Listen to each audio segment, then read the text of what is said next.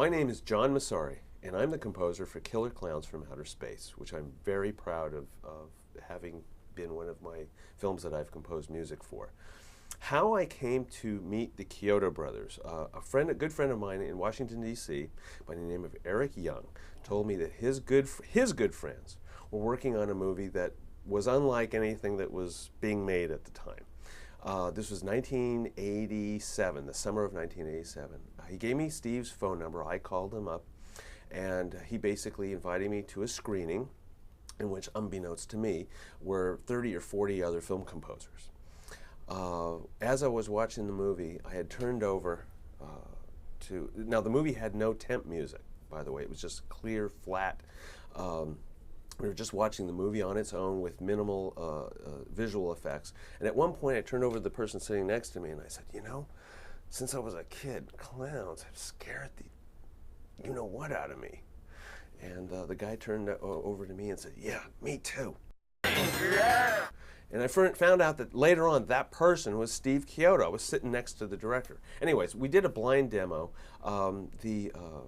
Most of the composers, including myself, took a video back home, picked a scene that was important to them, and composed music to it. My scene that I composed music to, as the demo to get the movie, was the scene where the clowns were chasing the kids out of the spaceship, and all of a sudden they mold a balloon dog. They kind of sculpt it, and the dog comes to life, and they chase after it. And I just completely honed in on that. I said, that's it. This is my picture. I know I got, based on my inspiration for that particular scene, I got it. And I got the call a few days later. He says, you got the job.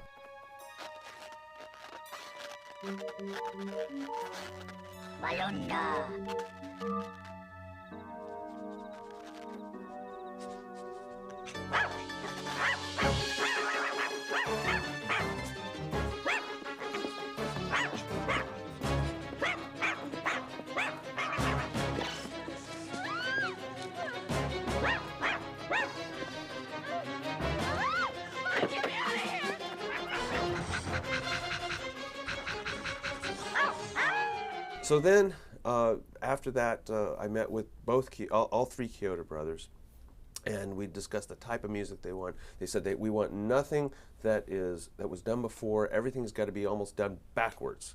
You know, if the scene's got to be done with strings, do it with percussion. If it's something that should be sustained, just jab and just completely do it differently. So that's what I did. For 3 weeks, I worked by myself. All three Chiodo brothers were very busy doing the important aspects of post-production of the film, and there would be times where I would be recording the score, where I would ask the guys to come in to see something, and they said, John, we like the direction you're going to. Right now, you're the least of our problems. We can't even tell you what we're doing right now. And to this day, I kind of don't know what they were doing, but I'm sure it was very important. And I believe it's very important to acknowledge the fact that the scoring of the first cue of the score was done on Halloween. October 31st, 1987. And so that made it much special, because after I was done recording that day, it was about 8 o'clock or 9 o'clock at night, I went to a Halloween party in Hollywood, in the center of Hollywood, which is where I lived at the time, which is where I still live. And I told people that I'm working on this movie that is unlike anything I've ever seen. It's about clowns, it's science fiction. It brings back all the memories of me when I was a kid watching sci-fi movies in the theater, and it's just such a great experience. And when I told them the basic outline of the movie, I thought I was out of my mind. I said, no one's going to understand what this movie is about. There were people that got it and those that didn't. And I found the people that got it are really nice people. People that get this movie are really nice people. That's what it comes down to. People that don't get it, I think, have issues. I hate to use that word, but I think they have things that they have to settle in their life. And when they get that settled and they view Killer Klowns From Outer Space again, the child in them will come alive again, and they will be right with the world. After Killer Klowns From Outer Space, after that score, I was ostracized. However, certain aspects of the industry did ostracize me. However, 3 months after I scored Killer Klowns from Outer Space, I did the theme for The Wonderful World of Disney. So I went from one extreme to another, and to be honest with you, it did great things for me. And there are certain old school aspects of the score that I think we wanted. We wanted to have certain things that sound like it was old 50s type of music done with just bongos and vibraphones, because in those days that's all they had budgets for. So we didn't want to like over polish it, and at certain times we wanted to make it sort of elegant in a way. The most elegant scene for me was when they stepped into the big reactor room. They were in this little tent that they thought was a little tent, and all of a sudden there's like this fourth dimension. There's this huge reactor that goes up to infinity and down to infinity. And I had written a piece of music a year before.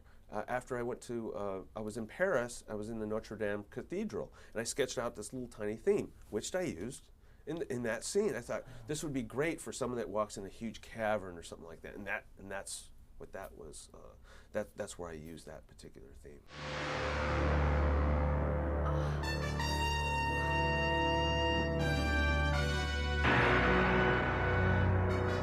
This is no fun house. No circus either.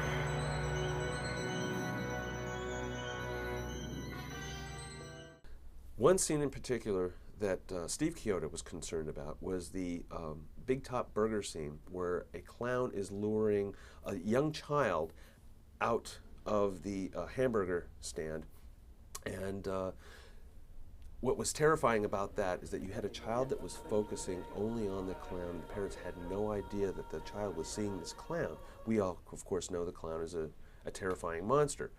The music there had to be very specific. It had to be almost mesmerizing. So we introduced female voices. That came out of both the Kurzweil 250 and the Fairlight. What that did was give a false sense of security. It's more or less coming out of the child. There's that innocence that the child truly believes that there is no danger. Nothing bad will happen if I follow this clown. And so luckily we had relief because it was interrupted by Mom bringing the kid back to the table. So we didn't follow through with that, thankfully. But that was a very good call on Steve's point. He needed to have something that was mesmerizing and would draw us kind of like to a different plane, because we didn't want to be overbearing. We didn't want to give away that it was going to be terrifying, something terrible was going to happen. So a drawn-out female choir was the order of the day.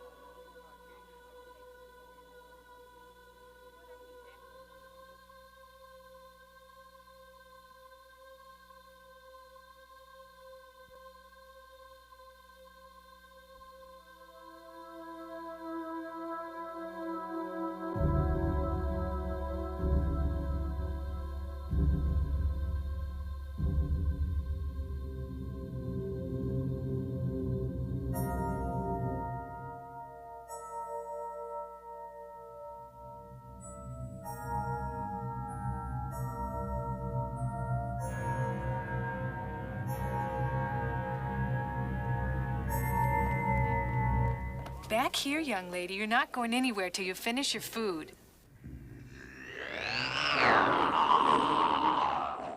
We used odd instrumentation and tried to treat certain things serious and certain things funny. I think the only thing we treated comically was the little puppet show, because that had to be deceiving. The kids had to think that it was a puppet show, and then it got, and there are certain old school aspects of the score that I think we wanted. We wanted to have certain things that sound like it was old 50s type of music done with just bongos and vibraphones. I will tell you the equipment that we use. At the time, the really hot sampler was the Kurzweil 250. Can I plug that? I don't know if I can. It was the Kurzweil 250 and the Fairlight, which at the time had a whopping 400 megabytes of memory with 8 megs of RAM, which at the time was considered very fast, and a processor that was just over 100 megahertz. So that was considered hot rod in those days. So we got, from those samplers, we got the acoustic instruments, we got the strings, we got percussion, we got timpani. From everything else, I used a very common synthesizer that was used during the day. It was a Yamaha DX7, and I had like 12 of them. They were in modular form though. That wasn't like a big keyboard. It was just a modular sort of thing. So for that and for that spectrum, that's where all the weird popcorn sounds, squeaky sounds, that came from that. That was, so I split the palette in half. We had the orchestra, the acoustic sounding instruments, and then we had now we call it electronica. We had all the squeaky, squirrely sounds that kind of lent the sci-fi character, the 50s sci-fi character to the piece. I think the one paramount scene that Stephen Chiodo was very concerned about is when the clowns had finally invaded the little town and were starting to vacuum up people. Now, he didn't want to treat this as being comical. And I said, well, if we're going to treat it comical, I'm going to score it as if it was tanks rolling into Poland, from a World War II movie. I'm going to try somewhat macabre, but however serious, and that will hopefully, even out any silliness there might be in the scene, because the machines are very cartoonesque, and vacuuming up people and what have you, and we could easily make that funny. It would completely, the scene, if the music was funny, it would completely lose seriousness at all. So that scene was done very with a very European orchestral severity that I think helped help Steve achieve that goal of not having it be comical at all.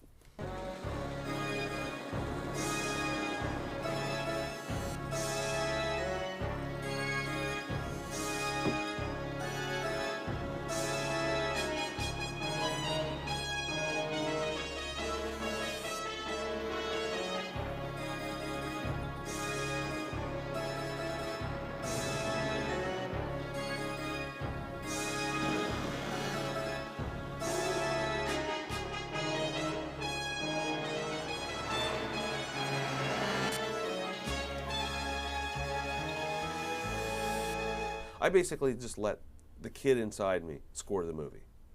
Because if I was 11 years old, this is the movie I would want to see. And can I say how old I am, by the way? As of this date, I'm 44. I still want to see it. It's still a fun movie to see.